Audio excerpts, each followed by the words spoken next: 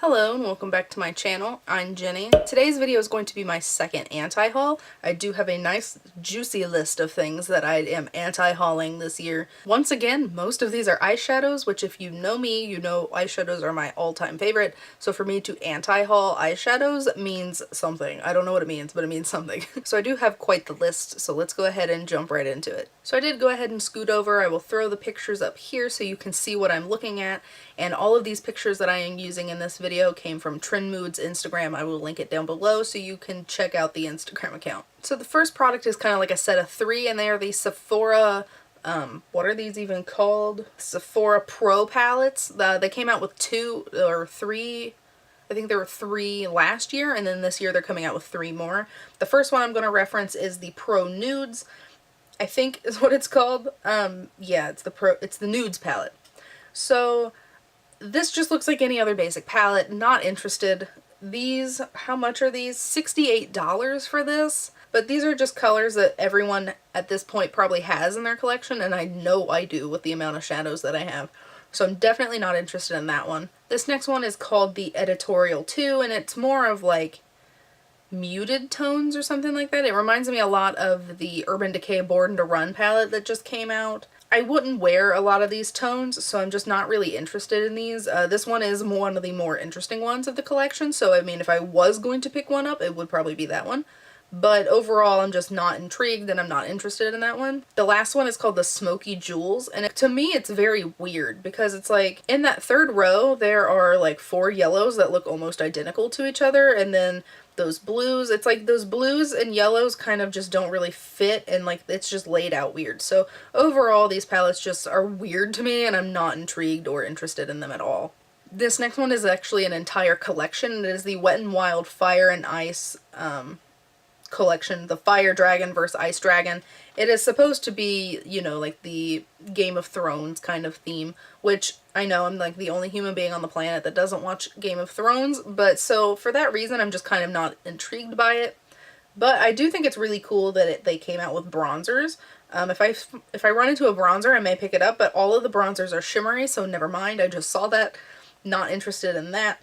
The eyeshadow quads, I've never been a fan of e.l.f. eyeshadow quads really, and the liquid lipsticks are all shimmery, I think. Like, I think they're all metallic liquid lipsticks. Yeah, they are. So I'm not interested in anything in this collection. None of it's very wearable to me. Some of the quads are wearable, but like I said, I'm not really interested in quads when I have so many eyeshadows.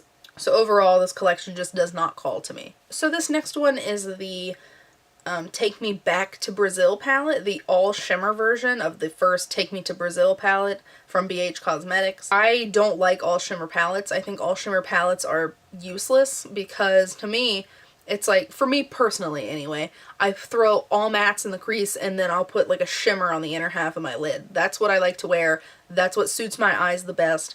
And so having this many shimmer shades in one palette, I'm never going to hit pan on any of them. I'm never going to reach for them that often. I'm going to use them like boop and then I'm done. So it's like I'm not going to use this palette the way I would like to use this palette. Because like if I get a palette, I want it to be all inclusive. That's why I get a palette of eyeshadows, so I can grab one, use it, and that be it. I don't want to have to pick and choose from different palettes to make a cohesive look. While I think the shadows look pretty, I would rather get the first palette than this one because of the whole all shimmer thing. So this next one is the Benefit Cosmetics Brow Contour Pro. This is like one of those really cool pins from like the early 2000s that had the multiple colored inks that you can push a color down and that's what you wrote with. But it's for your eyebrows, and it comes with a light shade, a dark shade, a definer shade, and a highlighting shade. And to me, this just seems like a waste of time because you don't need all of that. You don't need to have the darker on this end and the lighter on this end. Just go light-handed on the front if that's what you want. You don't have to spend $34 on this.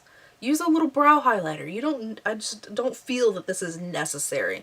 I feel like this is very gimmicky, and I just think it's weird. They do have 5 shades, which I think is nice. If you're going to have products like this, you should have a nice shade range, but to me, this is just weird, and I'm not interested in it at all. So the next product is kind of a whole collection as well, and it is the Too Faced Tutti Frutti collection, which makes me really sad because I was actually really looking forward to this. The bronzers are shimmery. I don't want a shimmery bronzer highlight duo. The blushes are not intriguing or interesting to me. The stick highlighters aren't interesting to me. The lip glosses look really pretty. The shimmer, like the liquid shadows, I'm not interested in at all. They just don't seem very appealing to me. The glosses do look very, very pretty though. They do have a really nice selection of glosses. They even have a blue one, which I think is interesting. So if I were to pick something up, it would probably be a gloss. The liquid highlight drops, they look just like glitter. I'm not interested in that at all. The only products that I was actually interested in for a while were the eyeshadow palettes. I think the eyeshadow palettes are really pretty. The one that I find the most intriguing is the raspberry palette. I think that one's really, really pretty. I love the berry tones, but I don't feel that it's very wearable for every day. I do really like the pineapple one, and that's the one I was really looking forward to, and I don't know what I was expecting, but it wasn't this. I feel like this is very boring. It's like all neutrals with a pop of green, and I'm just like, ugh, really? This is what you did?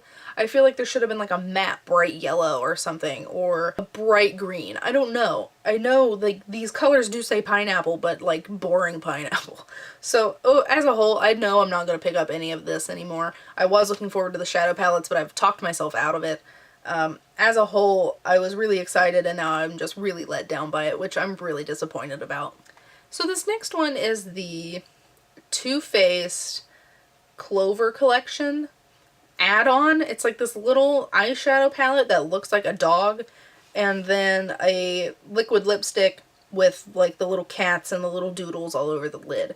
So I want to talk about the lipstick first.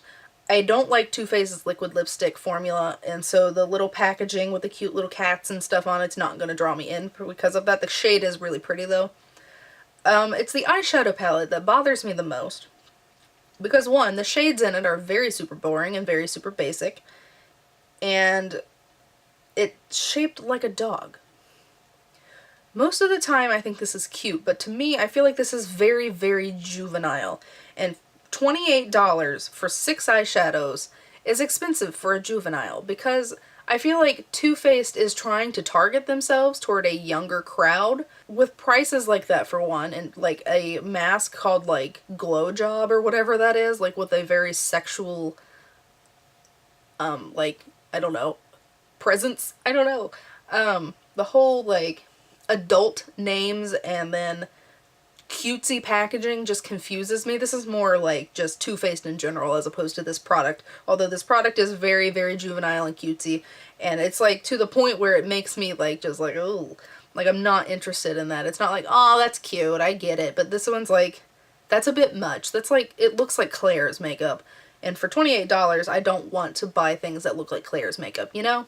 As cute as it is, I'm just not really interested in it at all. Lots of collections that I'm anti-hauling. This next collection is the Naked Cherry collection.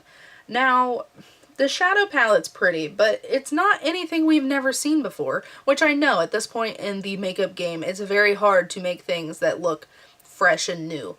But we have this palette already, and I feel like this one is very, very similar. Obviously, it's not exactly the same, but similar to the Naked Heat that they just released.